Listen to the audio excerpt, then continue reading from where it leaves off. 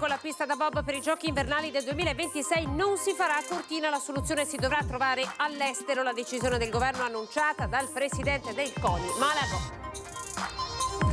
Un fallimento totale l'attacco del PD regionale, l'opposizione chiede che Zaia riferisca in aula, il governatore risponde: la cosa non dipende da noi, chiederemo una redistribuzione delle gare con la Lombardia. Una sconfitta per il sistema paese è il commento di Confindustria. Il sindaco di Cortina: siamo delusi, i comitati esultano, ha prevalso il buonsenso. Incidente con i bus a Mestre, i sindacati denunciano autisti costretti a turni massacranti, spunta un terzo schianto con un mezzo elettrico della linea a giugno sulla Romea. Sbanda con la moto e finisce contro il guardrail morendo poco dopo, tragica fine per un 31enne di Oppiano nel Veronese, l'incidente nella notte a Grezzano. Legge sul fine vita dopo l'appello di Stefano Geller, la dura presa di posizione del vicepresidente del Consiglio regionale, folle dire sì alla somministrazione della morte. Aziende venete sotto attacco degli hacker, i numeri sono in aumento, Confindustria Veneto S stringe l'asse con l'Università di Padova per informare le aziende. Le spoglie di Pio X hanno lasciato ieri sera Riese, sono arrivate a Padova dove Papa Sarto studiò, il seminario vescovile resterà 2 giorni in città prima del trasferimento a Venezia.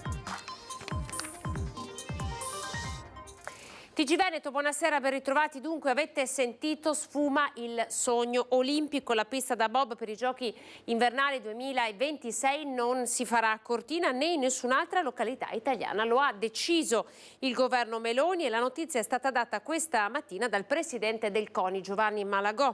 Uno schiaffo alla regione, il presidente Zaia dichiara: ora redistribuiremo le gare. Vediamo.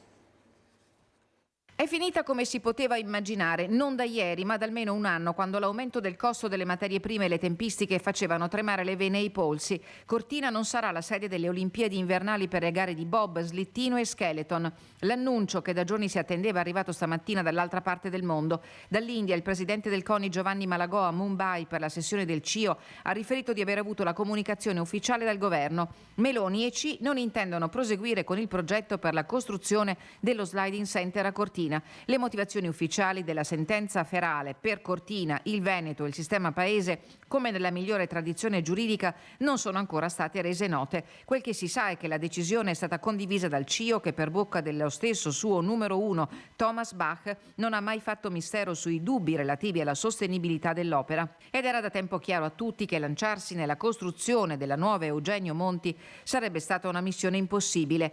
Tra ritardi e costi clamorosi naufraga nel peggiore dei modi il sogno del bob olimpico, non solo per Cortina ma per l'Italia, visto che per le gare bisognerà emigrare all'estero, in Austria forse, o forse in Svizzera, si vedrà. Per molti uno schiaffo alla regione del Veneto che fa più male, perché arriva dal governo amico. Che oggi, se sarà confermata, immagino di sì, non lo so, cercheremo di capire meglio questa decisione.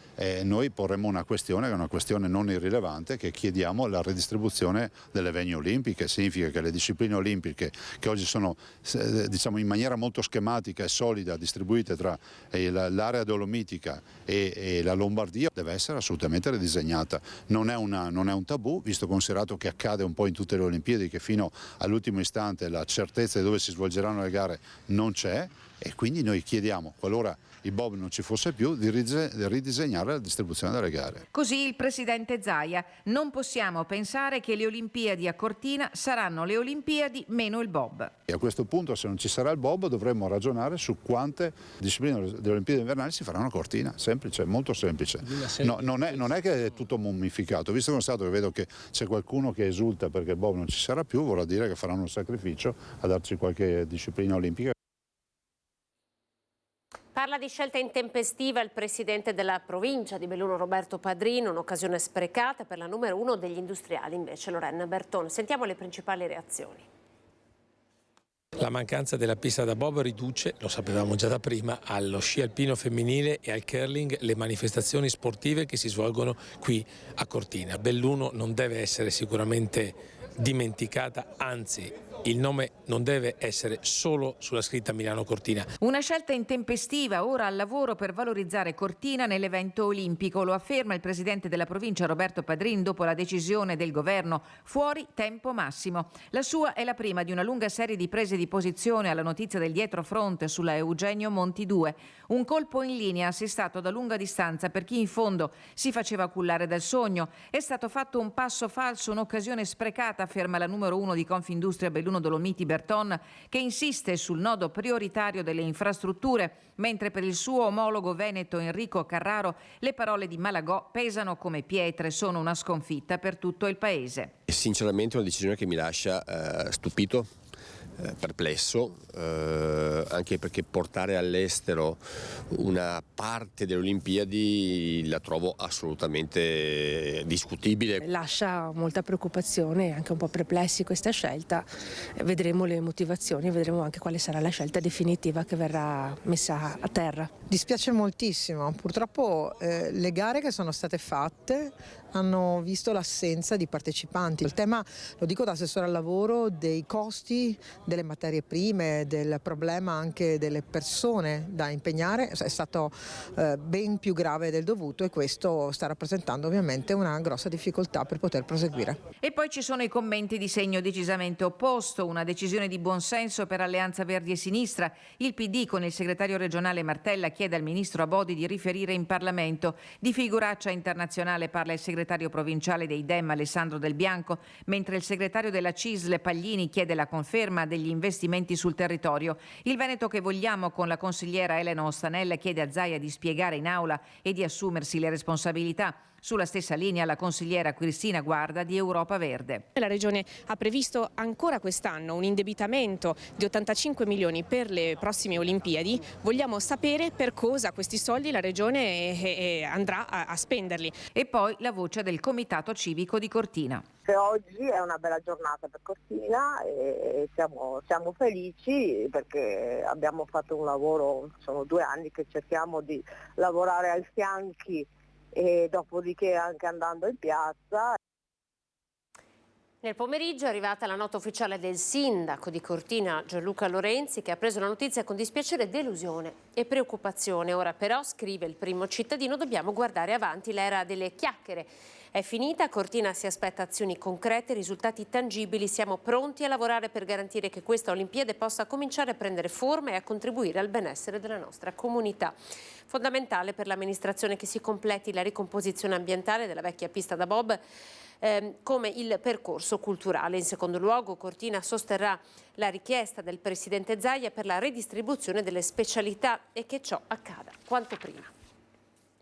Andiamo a Mestre, incidenti con i bus. I sindacati del trasporto pubblico denunciano gli autisti costretti a turni massacranti, paghe da fame. Spunta un terzo incidente con un mezzo elettrico. Vediamo. Nel settore TPL ormai è diventato una cosa impossibile continuare questo mestiere. Negli anni le condizioni sono sempre più peggiorati i turni con aumenti di ore effettive di guida, con turni, soprattutto turni spezzati in 2 riprese, in una ripresa tradotto in 2 pezzi o in 3 pezzi addirittura. Quindi su nastri lavorativi che arrivano a 10-12 ore ed oltre. Commentando l'incidente avvenuto sabato sera in via Carducci a Mestre, i sindacati denunciano le condizioni in cui lavorano gli autisti di questi mezzi in generale e chiedono ora più che mai un intervento. La responsabilità che ha un autista con centinaia di persone, pensate, su un turno è stato calcolato che un autista possa trasportare 15.000 persone tra chi sale e chi scende. Pensate la responsabilità che basta un secondo, una piccola distrazione, una frenata, un pedone che ti attraversi, cosa può succedere? Non può essere che gli autisti continuino a lavorare e correre ovviamente per rispettare la tabella di marcia. Pensate che ci sono quasi tutte le società non offrono servizi, non ci sono bagni, non c'è la possibilità di mangiare un panino con tranquillità. Le richieste sono chiare. Si deve riflettere sul carico lavoro, su dar ferie ai lavoratori che ultimamente non danno ferie per sopperire alla mancanza di personale e cercare appunto di migliorare la vita lavorativa con la vita familiare. E mentre si attende l'esito finale dell'autopsia sul corpo di Rizzotto e degli esami tecnici su Scatola Nera e Guardrail, emerge la notizia di un terzo incidente avvenuto lo scorso giugno lungo la Romea, che coinvolgerebbe ancora un autobus elettrico della società La Linea. Un tamponamento senza feriti, ma in quell'occasione l'autista dichiarò in azienda di aver registrato un problema al sistema di frenata assistita. Solo che non fu creduto e il rapporto di lavoro venne interrotto alla scadenza del contratto a termine. Autobus elettrici nel mirino dei controlli dopo gli incidenti nel Veneziano. Verifiche sono state fatte anche a Padova. Dopo la strage del cavalcavia e l'incidente di sabato sera a Mestre che ha coinvolto 2 autobus elettrici Yutong in uso alla società di trasporti La Linea, c'è cautela da parte delle amministrazioni comunali che utilizzano nella loro flotta di mezzi del trasporto pubblico bus elettrici. Le verifiche anche a Padova sono scattate all'indomani della tragedia del cavalcavia di Mestre, costato la vita a 21 persone. Nella flotta di 550 mezzi in città sono presenti solo 2 autobus della casa produttrice cinese. Sono in servizio da 2 anni e fino ad oggi, secondo i report dell'amministrazione comunale, non hanno mai dato problemi. Bus Italia, già dopo l'incidente del cavalcavia di Mestre, per scrupolo li ha fermati e sottoposti a ulteriori controlli. In servizio a Padova ci sono diversi bus elettrici, gli Yutong, i bus che oggi tutti discutono, ne abbiamo 2. Bus Italia ha deciso di fermarli in maniera precauzionale dopo l'incidente di Mestre. Sono bus che in realtà già da un paio d'anni non hanno mai dato particolari problemi, sono già stati fatti delle ispezioni e tutto è assolutamente nella norma. Bus Italia dice che comunque attenderà ulteriori indicazioni su quanto emerge dopo l'indagine di Mestre per continuare, per rimetterli su strada.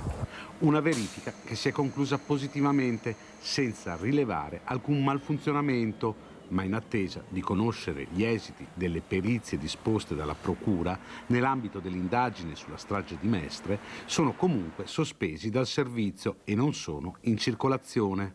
Nella flotta padovana sono presenti altri 5 bus elettrici in circolazione dal 2018, prodotti però da un'azienda diversa dalla Yutong. Strage del bus a Mestre, domani alle 15:30 nella chiesa parrocchiale di Tezze di Vazzola, i funerali di Alberto Rizzotto, il 40enne alla guida del mezzo precipitato dal cavalcavia la sera del 3 di ottobre. La cerimonia funebre sarà anticipata da un rosario recitato nella stessa chiesa sempre alle 15, mezz'ora prima del funerale. Ci ha lasciati con un caro ricordo nel cuore, si legge nell'epigrafe, dove accanto al volto sorridente di Rizzotto, ritratto in uno di quei selfie che amava farsi davanti agli autobus che guidava prima della partenza. Intanto la famiglia di Rizzotto ha nominato un proprio consulente per le perizie che la Procura ha disposto sulle barriere sul cavalcavia dello Schianto. Saremo presenti su tutti i fronti, ha detto il legale della famiglia Francesco Stilo. Siamo a Verona, nel veronese. Il 31enne Andrea Vettorato, residente ad Oppeano nel veronese, è morto in un incidente stradale avvenuto questa notte sulla strada provinciale 6 dei Lessini, nei pressi di Grezzana. Il giovane ha perso il controllo della sua moto, si è schiantato contro il guardrail morendo per i gravi traumi riportati. Nonostante i tentativi di rianimazione da parte dei sanitari del 118, la dinamica della tragica sbandata è al vaglio dei carabinieri. E passa anche da Padova la polemica politica che vede contrapposti l'operato della giudice catanese Iolanda Apostolico. Il governo Apostolico l'anno scorso testimoniò proprio in tribunale a Padova, dove il figlio era imputato per aver preso parte a degli scontri avvenuti tra polizia e centri sociali. A fomentare la polemica sulla giudice del Tribunale di Catania, Iolanda Apostolico, la prima ad opporsi al decreto Cutro non convalidando il trattenimento di alcuni migranti nel centro di rimpatrio, ora non sono i video in cui la si vede manifestare nel 2018 al molo di Catania per chiedere lo sbarco dei migranti bloccati dall'allora ministro dell'Interno Salvini sulla nave Diciotti, ma la sua testimonianza in tribunale a Padova nel processo che vedeva coinvolto il figlio Francesco Moffa, imputato per gli scontri avvenuti il 29 marzo del 2019 nella Città del Santo durante una contromanifestazione dei centri sociali per protestare contro il corteo no aborto indetto da Forza Nuova.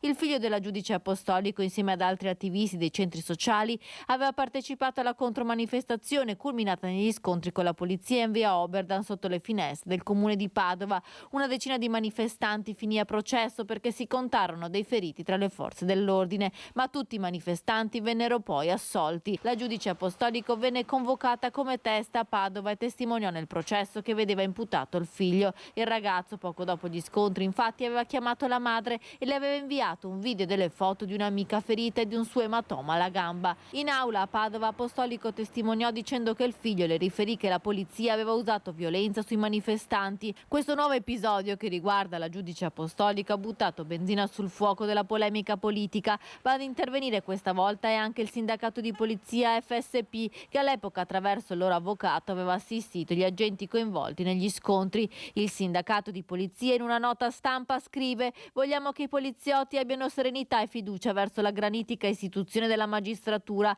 ma evidentemente di fronte ad eventi del genere la piena convinzione della terzietà di un giudice legittimamente vacilla.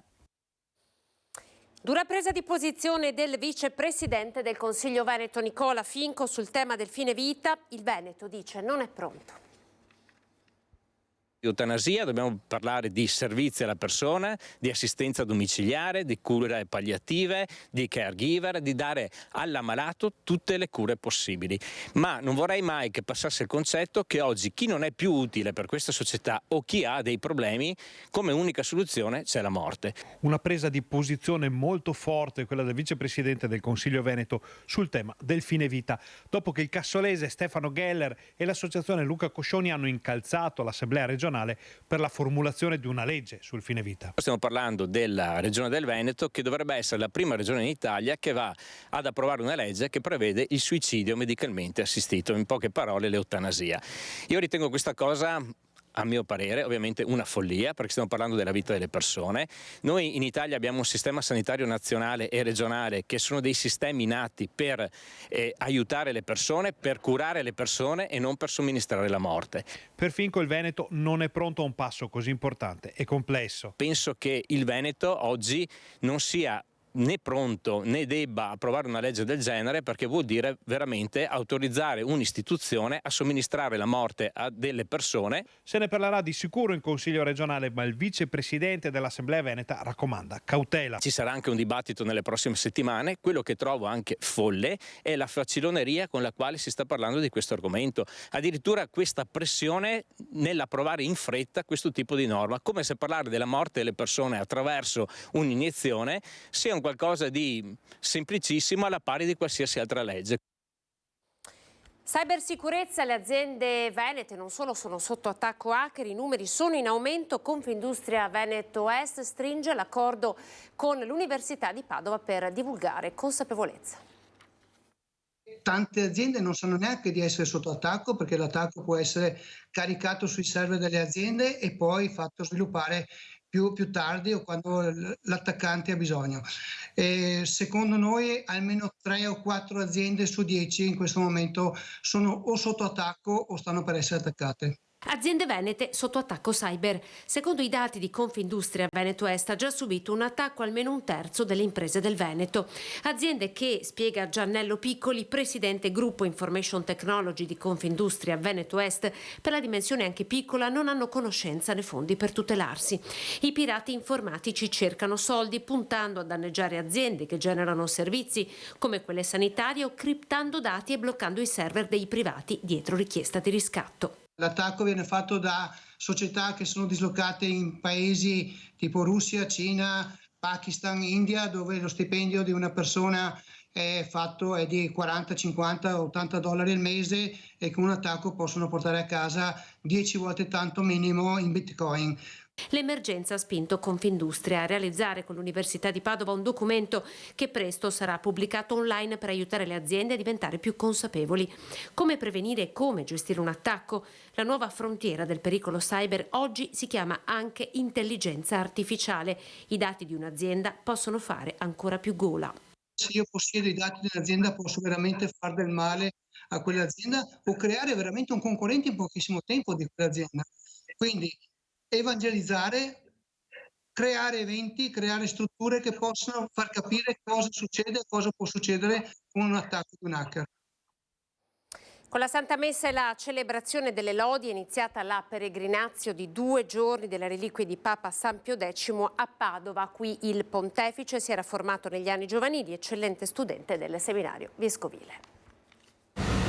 L'arrivo nel cuore della notte è il sagrato della cattedrale silenziosa ad accogliere il furgone con le reliquie di Papa San Pio X, che ritorna nella città dove arrivò nel 1850, giovane seminarista.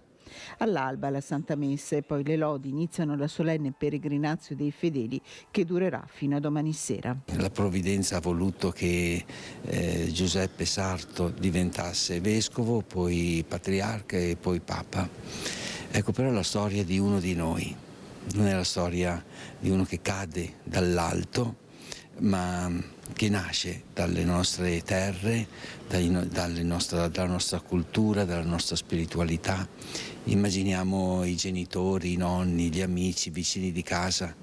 Ecco, Papa Pio X è nato da questa nostra terra. Ci si sente parte di una storia preziosa e grande, ci si rende conto di essere innestati in radici molto robuste e non per guardare con nostalgia esagerata il passato, ma per essere anche all'altezza delle sfide dei tempi di oggi. Un percorso apposito accompagna i pellegrini nel Duomo, che parte dall'altare dedicato a San Pio X e arriva poi al centro della Basilica Cattedrale, dove si può sostare davanti alla tecca con le reliquie del pontefice. Un legame solido quello con la chiesa di Padova, un silenzio che nella contemplazione si riempie di preghiera. È stata un'emozione? Sì, veramente grande anche, perché io ero bambina, perché mi ricorda tante cose. Un silenzio, una cosa rilassante, ma dentro una cosa emozionante. Domani alle 18, durante la celebrazione dei Vespri, che saluteranno le reliquie che si sposteranno a Venezia, dove San Pio X fu patriarca, dalla Basilica Cattedrale e da tutte le chiese di Padova salirà una preghiera per la pace. È tutto per questa edizione di TG Veneto, grazie per essere stati in nostra compagnia, buona serata con Antenna 3. Siamo alle previsioni del tempo.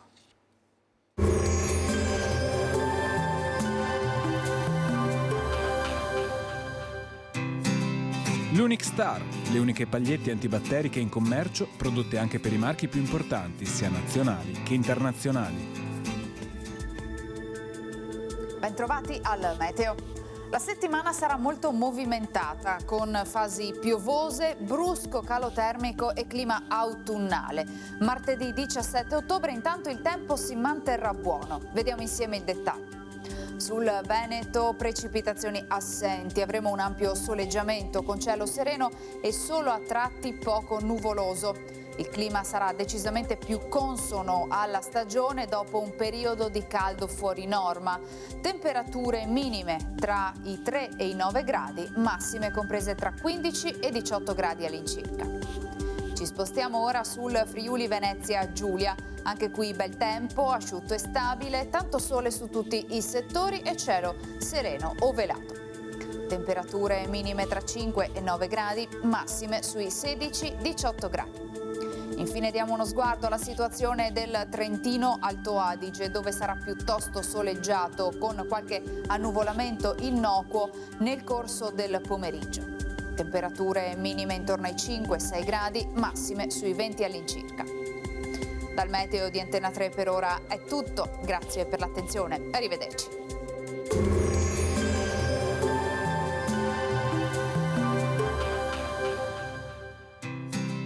L'Unic Star, le uniche pagliette antibatteriche in commercio, prodotte anche per i marchi più importanti, sia nazionali che internazionali.